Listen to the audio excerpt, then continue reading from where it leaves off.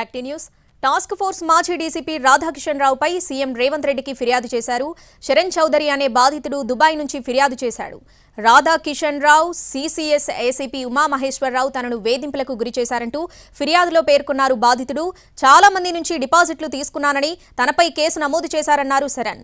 పైగా తన ఫోర్జరీ సంతకంతో నకిలీ ఒప్పందం సృష్టించి విజయ్ అనే వ్యక్తికి తన ప్లాట్ను రాయించారని చెప్పారు. విజయ్ అనే వ్యక్తి మాజీ మంత్రి దయాకర్ రావుకు దగ్గర బంధువు అని అంటున్నారు ఆయన.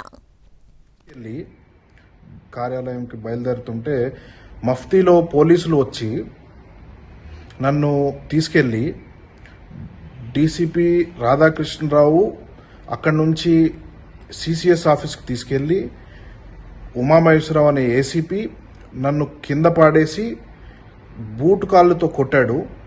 కొట్టి కుకట్పల్లి నియోజకవర్గానికి రాకూడదని చెప్పి ఈ పెట్టించిన కేసు ఎర్రబల్ దయాకర్ రావుకి ఉమామహేశ్వరరావుకి వీళ్ళు మొత్తం అంతా ప్లాన్ చేసి పెట్టిన కేసు ఇది.